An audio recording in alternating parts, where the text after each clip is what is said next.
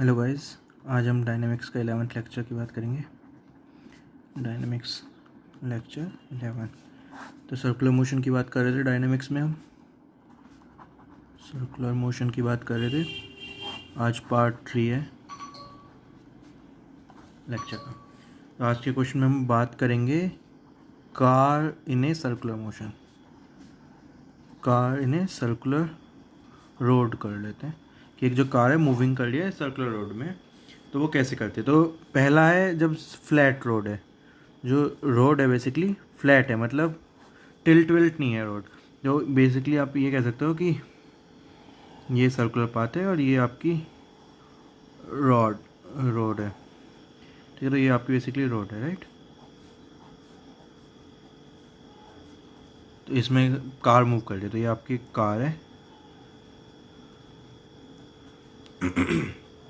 ये इस circular path में मूव कर रही है इस रोड पे। जो ये रोड है ये बिल्कुल फ्लैट है, बिल्कुल ओके। तो अब क्या होगा अगर इस सर्कुलर पाथ जो है इसकी हम रेडियस कुछ कैपिटल आर कह देता हूँ। इस कैपिटल आर का सर्कुलर पाथ है जिसमें एक कार मूव कर रही है। तो अब इस कार का एक तो नीचे की साइड mg वेट होगा, ऊपर की साइड नॉर्मल वेट होगा। तो नॉर्मल इज टू mg। वो तो हम इस कार का अगर एफवीडी बनाएंगे तो ऐसे बना सकते हैं। नीचे की साइड इस कार का कुछ mg होगा, ऊपर की साइड कुछ नॉर्मल होगा।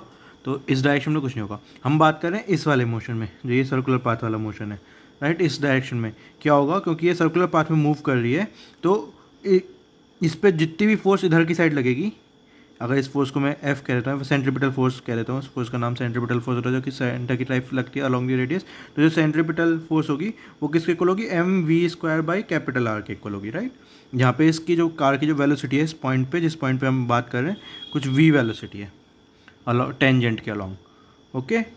तो इस कार की अगर ये v वेलोसिटी से सर्कुलर रोड पे मूव कर रहा है तो इसकी v वेलोसिटी है टेंजेंट के अलॉन्ग। तो सेंट्रीपिटल फोर्स कितनी होनी चाहिए, mv² बाई आर होनी चाहिए। ये हमें कैसे पता है, बेसिकली हमें पता है ना कि सेंट्रीपिटल फोर्स m ओमेगा² आर या फिर mv² बाई आर होती है, ओके। हमें तो और क्या निकालना है, हमें निकालना है तो बेसिकली हमें निकालना है कि सेंट्रीपिटल फोर्स किसके इक्वल होगी। तो बेसिकली जितनी भी फोर्स इसकी इस डायरेक्शन की तरफ लग रही होगी उसको हम सेंट्रीपिटल फोर्स के इक्वेट कर देंगे। तो इस डायरेक्शन में इधर की साइड क्यों फोर्स लगेगी, फ्रिक्शन की वजह से। जब ये सर्कुलर पाथ में मूव कर रहा होगा तो इसकी जो टेंडेंसी टू स्लाइड होगी, इधर की साइड की होगी टेंडेंसी टू स्लाइड।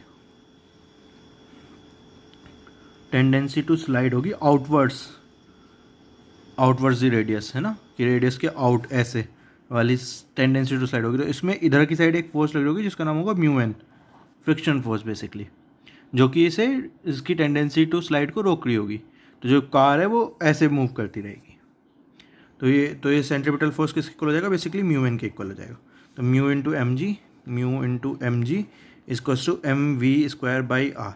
तो अगर आपको सर्कुलर पाथ की रेडियस पता है, कार का मास पता है, m से m कट गया वैसे तो, g आपको पता ही होता है, तो आपको म्यू और v में रिलेशन पता चल गया बेसिकली, राइट। तो अगर आपको पता है कि उस रोड की फ्रिक्शन कोफिशिएंट ऑफ फ्रिक्शन कितना है, तो आपको पता है कि आप मैक्सिमम स्पीड की कार स्लाइड ना करे कितना ड्रॉ कर सकते हो। तो बेसिकली जब आप सर्कुलर पाथ में ट्रैवल करते हो ना, तो कुछ एक मैक्सिमम स्पीड होती है कि अगर आप उससे ज़्यादा स्पीड पर ट्रैवल करोगे तो आपकी कार फिसल जाएगी।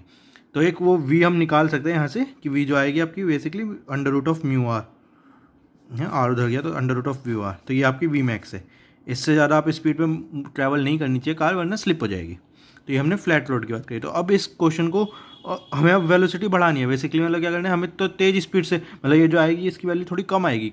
तो अब इतनी कम पे तो हम जनरली ट्रैवल नहीं करते, थोड़ी ज़्यादा तेज़ स्पीड पे करते हैं। तो कंस्ट्रक्शन वाले ऐसा क्या काम करते हैं ताकि हम थोड़ी तेज़ स्पीड से काम कर सकें।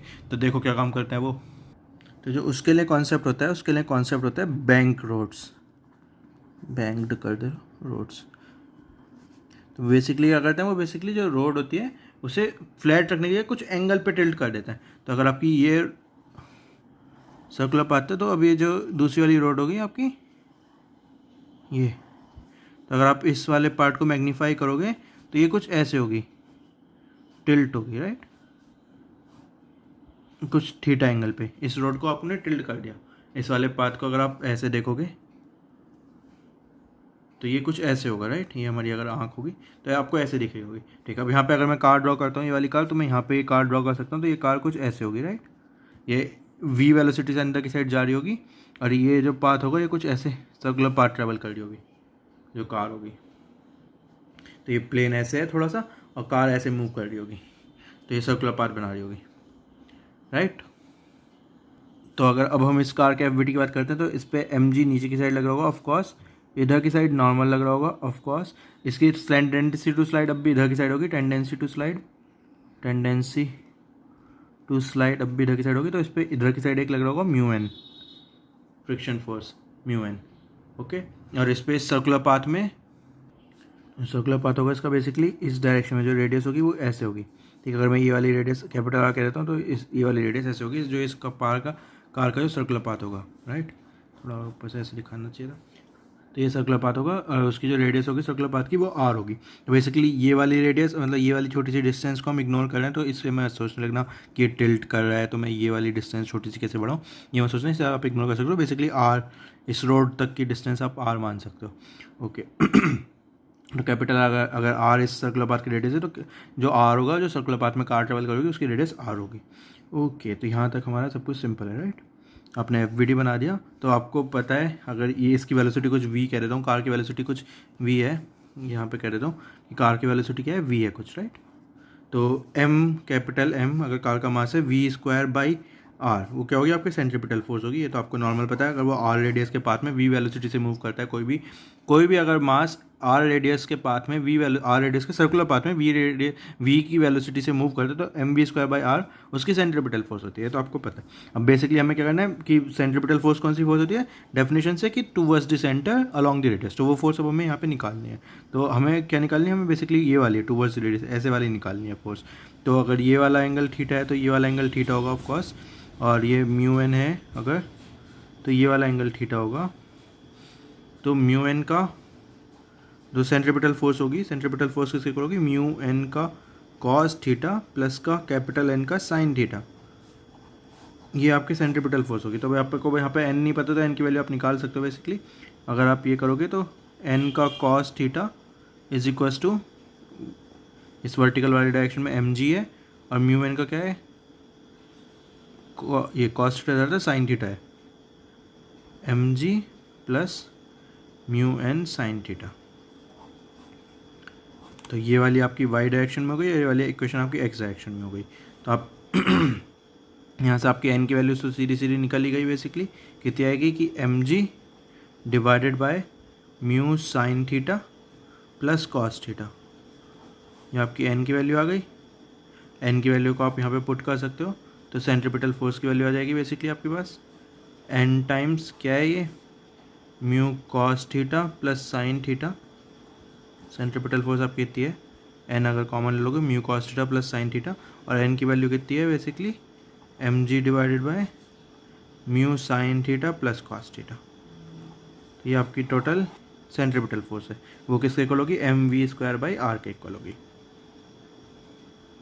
तो mv²/r इसके इक्वल है। तो बेसिकली आपके पास अगर आपको वेलोसिटी निकालनी है तो आप यहाँ से निकाल सकते हो, ठीक है। ये तो बैंक रोड था, मैंने थोड़ा कॉम्प्लिकेटेड क्वेश्चन कर दिया क्योंकि फ्रिक्शन है। अगर फ्रिक्शन लेस होता तो और भी सिंपल क्वेश्चन हो जाता। फ्रिक्शन लेस के लिए बात करते हैं अगर, फ्रिक्शन लेस के लिए बात करते हैं अगर, तो ये आपका ऐसी पाथ होता, ये आपकी सेम ऐसी कार होती, तो इस पर क्या होता बेसिकली एन ऐसे लग रहा होता, तो एन का ऊपर की साइड कौन सा कंपोनेंट होता, कॉस थीटा वाला कंपोनेंट होता, इधर की साइड कौन सा होता, एन साइन थीटा होता। तो एन का cos theta equals to M G के इक्वल होता, तो एन किसके इक्वल होता है, M G by cos theta के इक्वल होता, तो M V square by capital R किसके इक्वल होता है, N sine theta, basically M G tan theta, M से एम कट जाता, तो आपके पास याद आता v²/r equals to G tan theta. तो आपसे कुछ भी पूछ सकते थे, आपसे ये पूछ सकते थे कि अगर वो v वेलोसिटी से मूव कर रहा है तो थीटा कितना होना चाहिए, या वो थीटा अगर आपको गिवन है तो आपके पास मैक्सिमम वेलोसिटी कितनी होनी चाहिए, आपसे ये क्वेश्चन पूछ सकते थे अगर फ्रिक्शन लेस क्वेश्चन होता है आपके पास। फ्रिक्शन लेस सरफेस है, सिर्फ बैंक रोड है, नॉर्मल फोर्स की वजह से ही वो सर्कुलर पाथ में मूव कर रहा है। तो समझ रहे हो ना रोड कैसी है, कि ये अगर पाथ है और जो रोड है वो थोड़ी ऊपर को उठी हुई है, राइट, ऐसे थोड़ी ऊपर को उठी हुई है, थोड़ी सी ऊपर को उठी हुई है, और इस पाथ में वो जो कार है वो मूव कर रही है। तो ये आपके कार वाले क्वेश्चन आते हैं बेसिकली, कि फ्रिक्शन वाली रोड है, फ्लैट सरफेस है, बैंक्ड वाली रोड है, फ्रिक्शन लेस है, या फिर फ्रिक्शन के साथ बैंक्ड वाली रोड है। तो इन क्वेश्चन में बेसिकली आप समझ में आया ना क्या हो रहा है, कि वो क्यों आउटवर्ड स्लिप कर रहा है, क्योंकि मतलब लाइक अगर कोई सर्कुलर पाथ में मूव कर रहा है तो जो उसकी स्लिपिंग की टेंडेंसी वो आउटवर्ड होती है, रेडियली आउटवर्ड होती है, तो उसकी वजह से एक फ्रिक्शन फोर्स लगती है जिसकी वजह से वो मूव मतलब स्लिप ना करे बेसिकली। इसलिए मतलब कार जब सर्कुलर पाथ में मूव करते हैं तो जनरली स्लिप कर जाती है। अगर चिकनी सड़कों पे क्यों मूव करती हैं, क्योंकि जैसे कई बार क्या होता है बारिश पड़ी होती है तो आपकी जो रोड होती है बहुत लाइक स्मूथ हो जाती है, तो जब स्लिपिंग होती है कार की तो क्यों होती है, क्योंकि वो सर्कुलर पाथ में मूव कर रही होती है, फ्रिक्शन इतना होता नहीं है कि वो जितनी वेलोसिटी से मूव करनी है वो सर्कुलर पाथ पूरा कर पाएँ, तो हैंस गड़बड़ हो जाती है। तो ये सब कुछ हो गया आपका। बेसिकली अगर जितनी ज़्यादा आपकी वेलोसिटी होगी उतनी ज़्यादा आपकी सेंट्रीपिटल फोर्स होनी चाहिए ताकि आप उस आर रेडियस में मूव कर पाओ सर्कुलर पाथ के। लेकिन अगर आपकी सेंट्रीपिटल फोर्स जितनी आपकी होनी चाहिए वो तो है नहीं, और लेकिन आप मूव कर रहे हो ज़्यादा वेलोसिटी से, तो ऑफकोर्स कार स्लिप करेगी। तो ये हमने आज के लेक्चर में सीखा बेसिकली। तो ऐसा होता है, और इस चीज़ को बचाने के लिए कि फ्रिक्शन वाली सरफेस पे भाई बारिश तो कभी भी पड़ सकती है, ऐसे तो बहुत एक्सीडेंट हो जाएंगे, तो उन्हें बचाने के लिए जनरली क्या करते हैं, जब भी थोड़ा सा जो कर्व होता है ना जहाँ पे ये ऐसे सर्कुलर पाथ होता है, तो वहाँ की जो रोड होती है वो बिल्कुल प्लेन नहीं होती, हल्की सी टिल्ट होती है। उस टिल्ट की वजह से एक नॉर्मल फोर्स का फैक्टर आ जाता है जो कि हमें मूव बचा मतलब जो कि मतलब उसका जो नॉर्मल का साइन थीटा वाला कंपोनेंट होता है वो सेंट्रीपिटल फोर्स में ऐड हो जाता है, जिसकी वजह से थोड़ा सा फ़ायदा होता है। बेसिकली फ्रिक्शन फोर्स इतनी नीची होती, फ्रिक्शन फोर्स की हमारी जो रिक्वायरमेंट होती है वो थोड़ी कम हो जाती है। तो वो हो गया, ये हमने बैंक रोड वाला पढ़ लिया एग्जांपल। तो ये आज के सर्कुलर मोशन के लिए, आज के लिए इतना लेक्चर काफ़ी था। तो आज के लेक्चर में हमने बेसिकली 2 टाइप के क्वेश्चन करे, 3 टाइप के हो गए basically, flat road, bank road without friction, bank road with friction. Okay, thank you.